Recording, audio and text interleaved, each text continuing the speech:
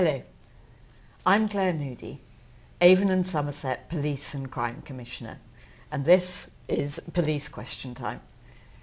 Each month I invite Chief Constable Sarah Crew to come to answer questions, topical questions around Avon and Somerset Police and to address issues that the police are concerned about. This month we're going to be talking about hate crime. And given this topic, it's a topic that we've picked because earlier this month it was Hate Crime Awareness Week, but also because we are seeing rising community tension across Avon and Somerset, and it seems a very important issue to address at this time. But it is also because of that we are changing the format of this month's PQT.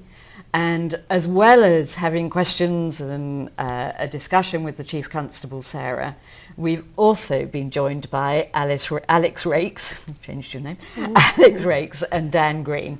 Alex is Chief Executive of Stand Against Racism and Inequality, known to many of us as SARI, and she will be obviously taking part in this conversation, as will Dan Green, who is Chief Executive of Bridging Our Communities. Bridges for Communities. Bridges for Communities. I knew I should have looked down at the sheet. Sorry, we Dan. We forget it ourselves sometimes. It's my apologies. So thank you for joining me today. And thank you to those of you that are watching as well. So I think before we go into sort of specific questions, I think it is also worth explaining the topic and the definitions around the topic. So talking about hate crime from a legal perspective, what exactly is meant by that? And I should make clear that hate crime is not one specific offence. It is when, it could involve a violent crime, it could involve criminal damage or public order, but it is any criminal offence which is perceived by the victim or someone standing by any other person to be motivated by hostility or prejudice that is based on an person's characteristic of race, religion, on disability, sexual orientation, or on transgender identity. So it is if it's determined to be a hate crime, then the offence can result in an increased sentence. But also beyond talking about the legal aspects of what a hate crime is, it's really important to remember in all of our discussions, and I know the four of us are more than aware of this, that a hate crime is directed at someone's personal identity, their faith, their race, as I say, that identity that they hold dear. And that's why hate crime has such a huge impact on the individuals on the receiving end of it, and why it's important that we are clear about the response that those who are victims of hate crime receive. So that kind of neatly brings us into the first question, and talking directly with you, Sarah, about how Avon and Somerset Police respond to hate crime. Okay, well, the simplest way of saying it, with the utmost seriousness, we aim to deal with hate crime for the reasons that you said. It can have a hugely traumatic and corrosive effect, not just on the individual, but on community, actually, and the way society operates. We go with an expectation that we're going to take positive action every time. We like to use the victim-centred, suspect-focused, context-led approach. It's one thing that we do closely with our partners. So we've worked with SARI and other partners over many years, both at a case level, but at a strategic level as well. And it's not just about responding and investigating. What we want to really do is prevent escalation if things are starting to happen as well. And I think our neighbourhood teams play a really important role, as well as our investigators. And they can engage and understand tensions that are happening, but they can influence attitudes through work with schools, education, etc. To tie all that up together, we do have a strategic lead in Chief Inspector Karen Corrigan. She's supported by an inspector, Sarah Omani, and they work to make sure that we're always looking at the best practice, we're learning when we don't get it right, that training is appropriate, that it's regularly updated, that officers have got the skills and tools that they need. And she has got the agencies of a group of what we call hate crime tactical advisors, and that's familiar from, I think they were first brought about back in a time when Alex and I worked together in South Gloucestershire. So these are officers in all of our departments who've taken extra training, and their job is to help their colleagues with advice because they're specialists in their field. There's a hate crime review panel that happens every quarter as well, where Karen brings the neighbourhood managers together. And what we do is review cases and look at where we've done things well, but also where we haven't done things well, because that can help the cycle of learning and cycle of training. There were a couple of things that I wanted to touch about very specific things, because it's current at the moment. It goes to what you said, Claire. One is protest. We've been seeing lots of protests. And fueled often by very strong feelings, and you could say some of them have certainly caused fear. Our protest liaison officers who engage directly with protesters, they have specific training to identify and respond to hate crime in the moment, and also to capture evidence that they can deal with later. The second aspect I wanted to talk about was actually our own officers and staff. Wearing a uniform and being different with a protected characteristic can actually attract hate crime towards you. I speak to all of those officers, and that attack on identity runs very, very deep. So we have a programme of extra support that comes into place when one of our own is subject to hate crime, because I think it's really important, and I always say to those officers, where we set the line is where society sets the line, so we need to deal with that robustly. The final thing to say, the context in which we're having this conversation, there are heightened community fears, and they're borne out with some hate crimes that we've seen. And I want everyone to know who's listening, we've stepped up our approach. So as well as all the things we've said, we now have daily monitoring. We call it Operation Herring. And that means we're looking at every single hate crime and hate incident that happens. We're looking at information coming in from social media, from our neighbourhood teams, and we're monitoring, making sure our response is robust and that our resources are going out into communities where there are concerns to reassure, but also to prevent. Thank you, Sarah. And I think that point around recognising the vulnerability of victims, so responding in the moment on the protests, but also how important it is that the victims get a good service when they report. Mm-hmm. And we know this is an underreported crime, so it's the training that people are given when they report is really important. Absolutely, and we're a very young organisation now. We're inexperienced, and it's very important that monitoring is in place, because training reaches people, but we want to make doubly sure that the response is right. So when things are happening, we've got that extra level of advice from our tactical advisors, but supervision and oversight to make sure that we're not getting anything wrong. Thank you.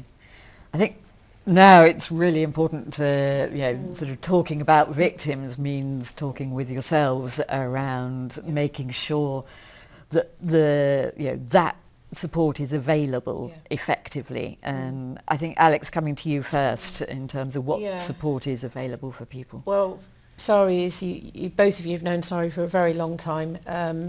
We've been around for 34 years trying to continually improve what we're doing for communities. I think what's really important is that we're a by and for organisation. So we were originally set up by people who'd faced racial harassment, and then we've widened to support victims of all types of hate crime over the years. But we remain an organisation that's led and by for people who've been through it. And not all, but the majority of our team have got lived experience, and all of our board. And so that's number one, that when people come to us, we can say to them with authenticity that we know what you're going through. And we're trying to make sure that we're more and more representative of the different strands of hate crime as well. We've tried to model our service and what people have asked for. So number one is that reactive service. It's basically supporting people when it happens as quickly as we can, as robustly as we can, and trying to be very person-centred and to say to people, what do you need to get the best outcomes here within reason, because obviously the truth is it can be really hard. You can't undo what's happened, unfortunately. So it's just trying to get the best outcomes we can, being person-centred and being a critical friend. So, and I think I'm really grateful that you work with us knowing we're also going to challenge you. And I think that what I call that intra-challenging relationship, where we challenge each other to get the best outcomes for the people facing hate crime, is really important. So we try and let people know that we work with the police, but we're not part of the police. Yeah. We're separate, we're external, and we're also there when agencies get it wrong. And to be honest, if everything was perfect out there, SARI wouldn't be needed. But the truth is, things aren't perfect out there. It's really hard when you face abuse like this. So casework number one, and then like Sarah was saying, it's no good just being reactive. And our clients from the early 90s have said, can you do everything possible to educate, to raise awareness and to prevent? So you're both aware that we have a lot of services around the casework service that we've developed over the years to get out there to educate and to de-escalate and to prevent in the long term. Yeah. Thank you, Alex. And Dan, obviously Alex works directly with those victims of hate crime and supporting them in response to that hate crime. How do you find your engagement with victims in Bridges for Communities? Yeah, our organisation is a little different in the sense that we're a community-based organisation in Easton but working across the city, and as the name Bridges implies, it's all about creating connection and trying to foster understanding and positive community relations. So we do need to respond to hate crime because people that we work with experience it, sadly. And I think our role is, through our staff team and through our volunteers. We've got over 100 volunteers from all walks of life who give a little bit of time in different ways, but often towards welcoming people who are new to the city. Yeah. And, they have often been victims of hate crime or hate incidents. And so what we try to practice and share with members of the public is really, first of all, to acknowledge when someone has shared something with you or you've witnessed something, and to show care. I think that's a key part of the role that we can play and members of the public can play. Secondly, though, to kind of record it, to make sure that any facts that will be useful are properly kind of put down, and then to report. So whether that's us reporting or working with somebody to report it themselves to the police or to SARI if they're not comfortable going directly to the police, and then knowing that SARI does provide that expertise and support is really, really important. I think we're lucky to have SARI in the city doing that work, and there's lots of organisations like ourselves, grassroots across the city, that can signpost and learn from SARI. And then the last thing is to follow up with people. Again, I think that's a big part of what ordinary people can do. Once you've acknowledged, recorded, reported, to actually go back to somebody and say, how are you doing? And was your case pursued? If not, maybe we can advocate or have a conversation. But I think that kind of supportive community aspect is the main way in which we're responding. It is. It's also, we know hate crime doesn't happen 9 to 5. So I think it's providing, for us anyway, out of our service. And we do cover all of Avon and Somerset. And of course we see hate crime across every area, urban, completely. Rural, coastal, everywhere. And I think just picking up on something you said as well, Dan, in terms of, you obviously work with whole communities, because although we've been talking specifically about the impact on individuals when they have been affected by hate crime, when they've been a victim of hate crime. But it doesn't stop with the individual. We know that whole communities now are feeling fear because of the other people who they know have been affected by hate crime, or news reports of hate crime. So it's having that community level response to hate crime is so important as well. It's an attack on a community, isn't it? Exactly. Yeah. Hate crime, it doesn't just attack the person, it attacks the identity. So completely right. And I think just finally around, well, not finally, but on the point around that, the additional impact of hate crime on the identity, it is that trauma. And I know, Sarah, you and I have talked before and regularly about Avon and Somerset Police being a trauma-informed police service. I think it would be helpful for you just to expand on that in this context as well. Yeah, well, as we said, hate crime has a primary offence and then it's aggravated, so that's already trauma. It often has happened previously, so that adds to the trauma. We, as you say, have a strategy. It's got 5 planks in it. One of them is to become trauma-informed. It's easy to say, it's much harder to do, and it takes time. But gradually, we're building the understanding of trauma into all of our procedures and into our training, and into the context of the training we give on hate crime as well. There's much more awareness of vulnerability in our communities. Vulnerability might be for a range of reasons, but protected characteristic, being a minority, is one of them. But also the impact of adverse childhood experiences, which again can encompass some of this prejudice. We know that children experience racism or feeling different very early on in primary school. So part of its training, the Race Matters programme is a really good example of trying to build our culture around being trauma-informed and understanding historical trauma. The hate crime attack advisors that I talked about receive some of that specialist training, so it goes to a different level. And we try to make sure that the services that we're referring to, and this is in partnership with you, Claire, and the Commission services, are such that they're able to, across those range of the services, cater for the different, the trauma and the experience that particular victim has had. So I'd say we're on a journey. We're not a trauma mature organisation yet, but it's a really big plank of our strategy going forward. I think if we can achieve it, it's going to affect our culture as well as the whole organisation for the better, build confidence in the public. And part of that as well is the recognising what's known as intersectionality. Yes. So that many people are not, their identity isn't, well, none of us, our identity is a single thing.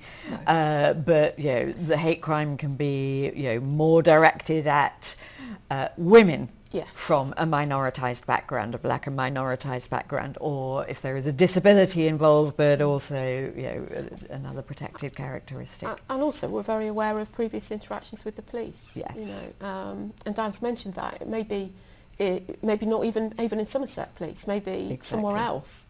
But if people are already carrying a bad interaction with the police into, shall I report, shall I not? Yeah. Shall I engage further? I think we need to be aware of that and tailor our interaction in a way that accounts for already a lower level of confidence or trust in us. Thank you, Sarah. And that actually neatly brings into the next area of our discussion, because there was national data released earlier this month, which overall showed there was an increase of 2% in police recorded hate crime. But those increases were particularly high for race and religion based hate crime. So those were the national statistics. Sarah, it would be helpful if you could actually just talk a little bit more about the context of the statistics in Avon and Somerset Police as well. Okay, well, in terms of hate crime, if I were to look at a 5-year trend, I see a rise, Yes. steady rise, but a consistent rise. We do see spikes. So last summer, when we had the disorders following the incident in Southport, we saw a significant spike and then it goes down. Yeah. But if I were to look at it overall, there is I'd say a steady rise. So overall, if I look at the last 12 months, September back, it's over all types of hate crime, it's 3.1% rise. If I look at race or religion-based hate crime, it's 4.9%, so almost 5%. Yes. That's significant. If I look at Bristol for race and religion-based crime, that's 6.3%. So we can see it increasing. And I'm talking about crimes here as opposed to hate crime incidents as well. So, they would add on to that number. It's important we record them, I believe, because it gives us a greater picture of what's going on in our communities, and we can target particularly our neighbourhood engagement and our work with partners into those areas. But there are lots of factors to consider with statistics about hate crime. One is lower levels of confidence. Often SARI's figures or other agencies' figures will be different than ours because people will maybe not want to report to us for some of the reasons I've talked about. On the rise level, though, if I were to look at a crime type, as we know it's not hate crime per se, as you explained, the bit that's rising in our figures is harassment. And that's an area where we've had particular focus on in terms of getting our crime recording right. So some of this might be crime recording compliance with the rules. At the same time, I'd like to hope that we are building greater confidence in reporting, so some of it accounts for that.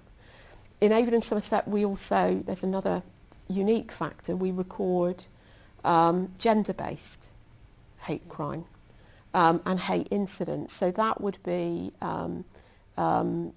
motivated by a prejudice, misogyny or misandry.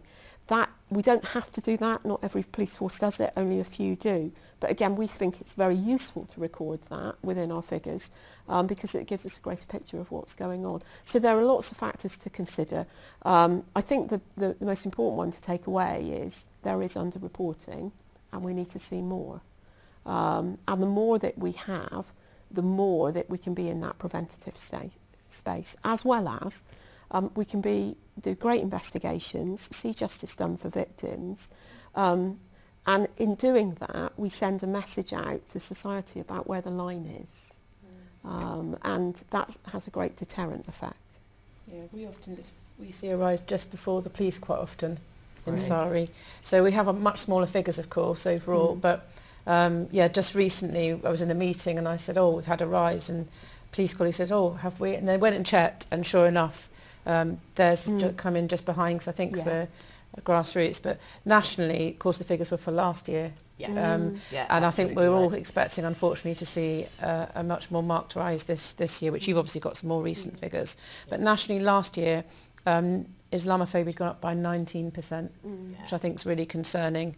Anti-Semitism still up, but Islamophobia had gone right up last year after the Southport instance, I'm sure. So, yeah. And it is worrying, and it also goes to the point that the difference between your figures is not just about that time lag. Well, reporting is, because I can tell you that where Reporting. SARI is getting some of the highest rises is to do with really good recording and reporting coming in from certain areas. So where we've got very close relationships with neighbourhood officers and leads, and we have a really good joint strategy, we get a lot more reporting. Right. So we've had a big rise in South Gloss, for example, but I don't think that's because things are massively worse in South Gloss than they are in other areas. It's because we're doing a marked effort. And that's where Corrigan, our strategic Yeah, lead, exactly, is based, is there. And I do say, because obviously you're one of the higher reporting constabularies, aren't you? Yeah. I think 5th this year, latest year, and I see that as likely to be because you're actually getting people to report and recording, and because you've got charities like us, challenging and questioning and getting out there. I'm sure it helps. There's an amazing voluntary sector, isn't there, in our Really area? is. Yeah. Yeah, I think as well as the specific incidents and things that get reported, I think I'm really concerned about the kind of overall level of anxiety which may not manifest in a specific incident or crime, but just talking to people about how they feel in the city and their sense of belonging or safety. With communities that we're working with, we are having just increasing numbers of conversations where people are expressing this of, is it even safe to go out? So, there's lots of factors behind that, and obviously the political sphere is a big contributor to it, as is social media, etc. But yeah, it as well. You're so right, Dan. We are as well, and the fact is we have had more physicality in the incidents we've seen recently. We have had more. We've seen incidents that are really concerning. I think we can all say that that have hit the news. Some of them. I mean, yeah, and that then the fear behind that. It's been that's huge, isn't it? Yeah. So I think we're both feeling. Yeah, we're all said feeling earlier it in the month, Claire, that people are feeling perhaps empowered to act or to take violent action. Is something that we're seeing impact communities more widely than the victims themselves. And we are all, you can tell from the nods of all of us, we are all having that conversation with people who are feeling more vulnerable, they're feeling more exposed, and they're feeling more fear. Yeah, definitely. Especially Especially people who are visibly different. People are changing, that they're actually changing the way they're living their lives at the moment, and that's what really concerns me, is that when people start having to change the way they live their lives and not feel as free. Absolutely. Yeah. So one of the things is that we've just talked about as well is the under-reporting. We've got a certain level of statistics, but we know there's that wider experience of hate crime. And some of that, there's a trust and confidence piece that, is continually being strived to get over, but, that is a reality in people's communities. But how can organisations like yours, Alex and Dan, your organisations, how can you help to bridge that? Of course, the other issue is for some people it's because they don't trust. For others, it's so relentless. Yeah, so you were in the event with us absolutely. last week where we heard from quite a lot of people who have been through it in Bath, and the people that weren't there were taxi drivers, security guards, retail. So there are some people in industries or people on the front line of our health services, and we know that there are people suffering, unfortunately, day after day. They're getting abuse. Perhaps they're working in areas where there's quite a lot of people with vulnerable who are vulnerable or with mental health needs as well. So, in answer to that, we've got to get out there, haven't we? And I think for those people who don't feel safe to report or who don't even know they can report, we've got to go out to where they feel safe to report. So what we're doing, we're getting out to the wards, for example, working with mental health services and health services, going out to the wards where the staff are and the patients are that are facing the abuse. And they can't report. Number one, they're too busy. That we're talking about people working day and night. Number two, it's quite relentless. And number three, they don't think anything's going to be done about it, because perhaps it hasn't been. Because maybe they're working with patients who've got mental health needs where police are saying to them, well, they haven't got the capacity. But we actually know that with the right specialism, police officers are dealing extremely well with those incidents. So that's one thing. Getting out to our services that are looking after refugees and asylum seekers, because again, people are frightened of reporting because of immigration status, or don't even know that they have the rights. So getting out there, for me, finding where do people feel safe. Gypsy traveller communities, we're going to where they feel safe. And we're finding that is what makes all the difference, basically. And where we can, we bring in officers behind us or with us. So once we hear there's an issue, like we found there has been an issue on frontline mental health inpatients wards, we've then got your officers in there, officers who understand, who've got the expertise, and then they train up others. And it can turn things round pretty fast, actually. Yeah. And I think that's a really important point about going to people where they are, but also the point you made earlier around the normalising it. This is just, we just expect to live with this. We want to, for example, security guards, because we heard that last week, and we really want to try and reach that particular cohort, because we know that there's a lot more issues. There's theft, we know the shoplifting, we know that retail's dealing with a lot more general abuse, partly because of poverty and how people, the issues the public are facing. We know that legislation's been tightened for retail when it comes to abuse, but then we've got racism and other types of hate happening, and I think there's work to be done to somehow find a way so that those individuals can report, because if they don't report, we can't really understand the scale of the problem. Yeah. Dan, sorry. Yeah, well, one other thing I think that community groups can be doing is to facilitate those kind of informal interactions and bumping spaces, actually for yourselves to engage with and encounter people, particularly people who are new to the country. And I think this is where I would distinguish between communities who are settled, who have been in the UK a long time and are still sadly experiencing racism or hate crime related to religion. And I guess the work that needs to be done to rebuild trust with those communities is one thing. With people who have recently arrived, I think information about what people's rights are, about what is okay and not okay in this country, about phrases that they might hear on the street which actually would constitute a hate crime but they don't realise.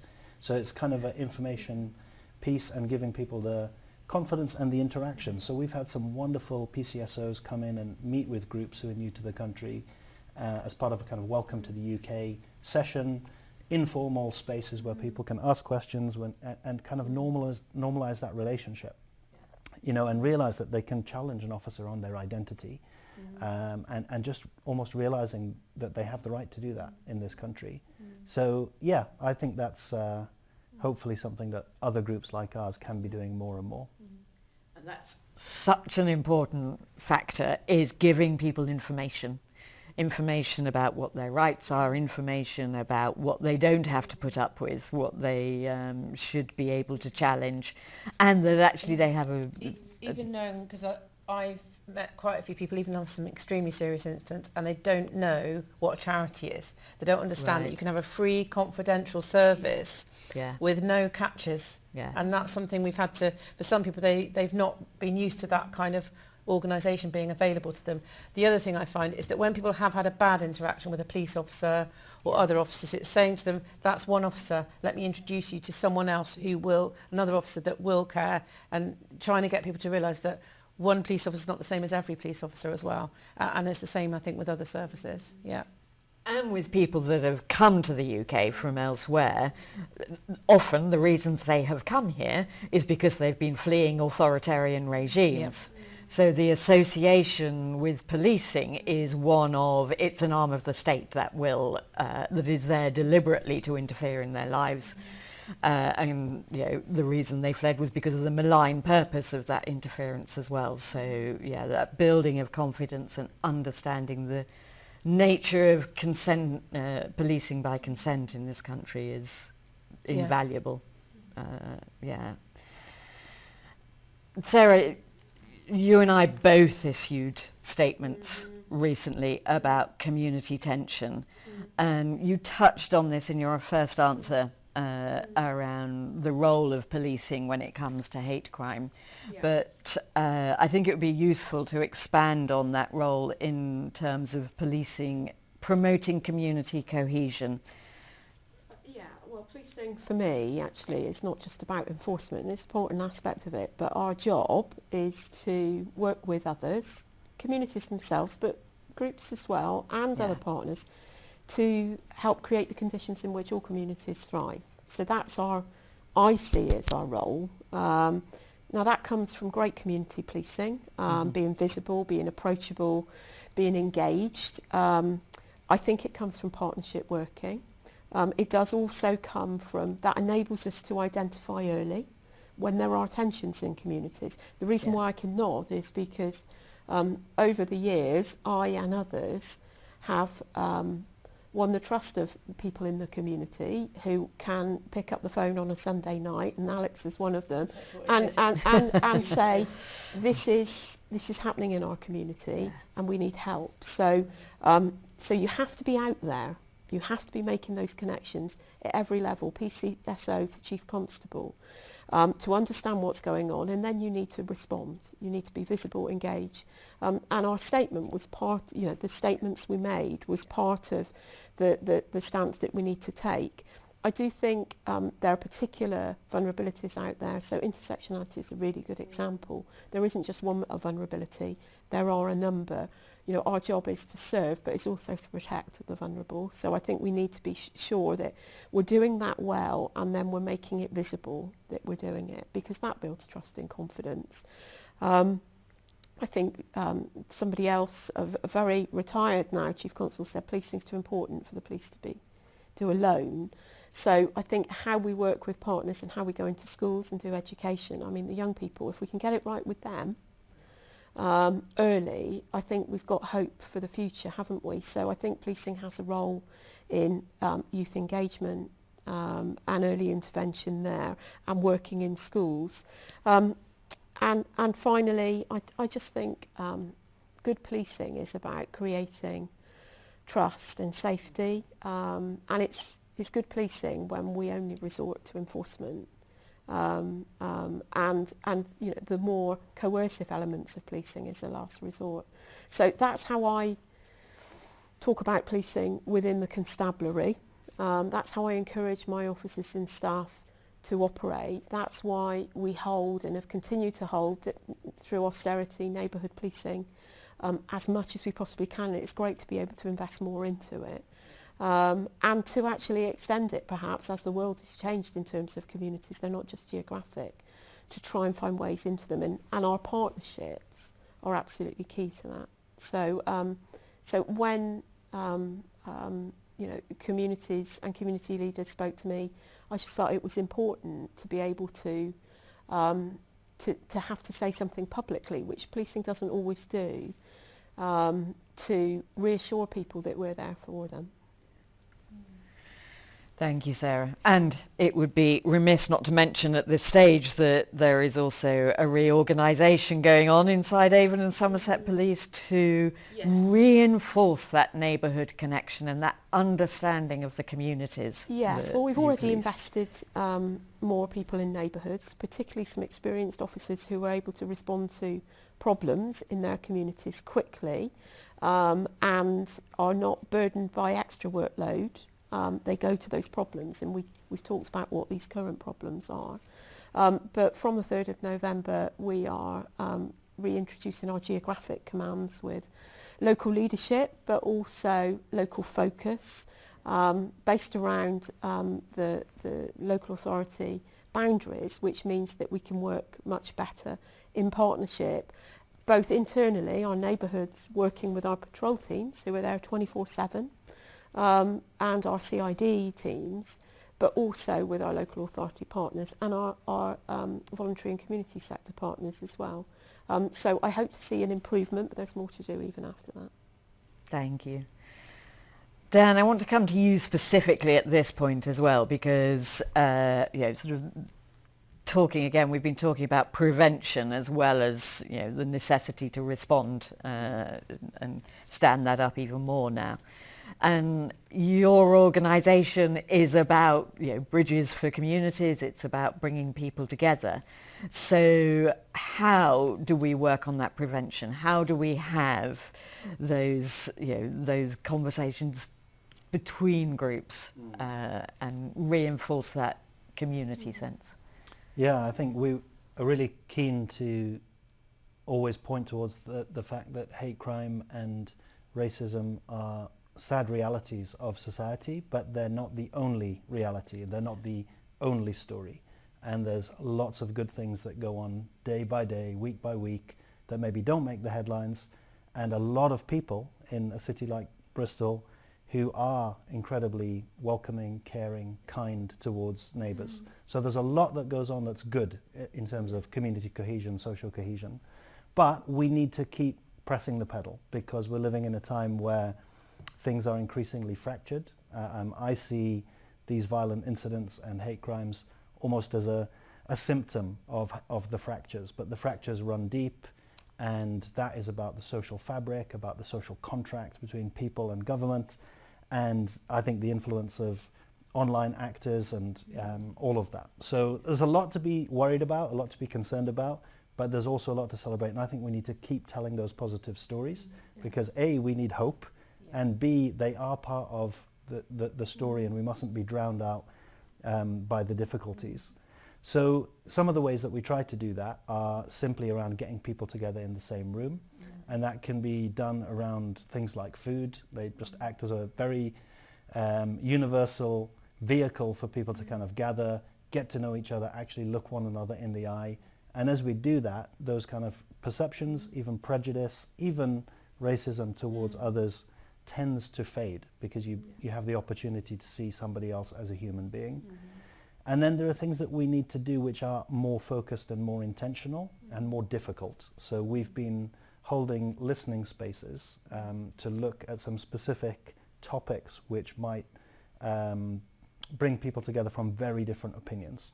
So the most recent one was about the flags that have been going up around the city and around the UK.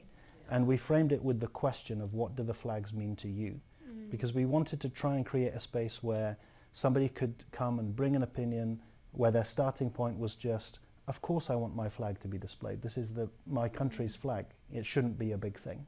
But it could also be a space where somebody who came in and was able to say, to me this flag represents colonialism or racism. It makes me feel afraid. So we did that last week. We're hoping to increase those conversations around the city. But I think that's part of what we can be doing, of trying to hold those spaces. It's not easy, but I think it is possible. I think it's incredibly necessary at the moment, because that's part of the groundwork and the foundation, which comes out through hate crime and incidents, but it's more about the overall temperature and relationships between people across difference in our society. That's so true, the temperature point as well. But I want to underline what you are saying too. We are necessarily talking about hate crime because we are seeing that increase and feeling it in our communities. But it is the minority, a tiny minority, that are driving this.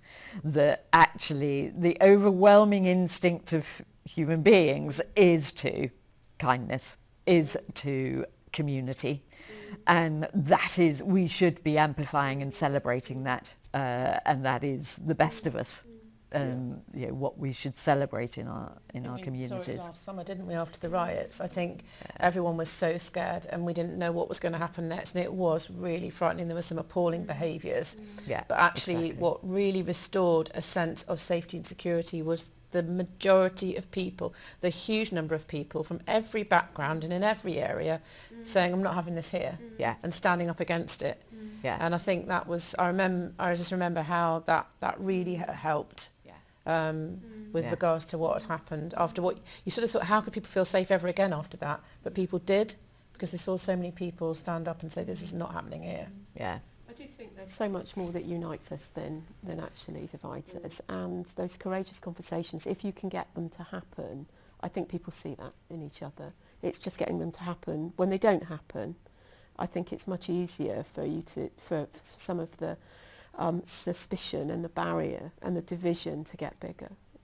And there are some platforms that are designed to amplify that. Their algorithms do that to design to separate people out, and where we can, we should share, celebrate, and exactly as you said, that amplify. Social media's got a lot to answer for, and I think that's what I think is different about the causal factors for hate now compared to the early 90s. We're seeing this, to me, we're feeling the levels of hate we might have seen back then, but the causal factors, online, social media, people being fed with misinformation or actually being goaded to have negative views. And I think that's what we've got to really work on, as well as how we get people to interpret information for themselves in the right way, and to look behind the source of information and to question it. And not to be immediately reacting to what can be very emotive, posts, frankly. Yeah, it's a huge challenge, isn't it, of how to do that, how to equip people to do that. It can be very... I think that's something we're going to be working together on, hopefully. Can feel overwhelming. It is overwhelming. But it's remembering we can't solve the people perpetrating that, but we can each take responsibility ourselves for how we interpret and act on information. And the more we can get people to understand that, the better, I think. Alex, that's a brilliant comment on which to close this afternoon's PQT. It's a huge area, and it is one that is continuing in all of our worlds that we will be focusing on for, I think, many months and to come as well. We've only really touched the surface in our conversation this afternoon, but I really do appreciate you taking the time to be part of this conversation. So thank you, Alex. Thank you for inviting us. Thank you, Dan. And again, thank you, Thanks, Sarah, Claire. for being here this afternoon. And thank you to all of you who have joined at home as well. PQT is a monthly event, as I said at the opening. We do focus on a specific theme each month. Ordinarily, it is questions to the Chief Constable, to Sarah, but we take those questions on a theme and ask for people such as yourselves to send questions in on that theme. Keep an eye on the website and we will share the theme for you to send questions in on. But thank you for joining us this afternoon, and I hope to see you again soon.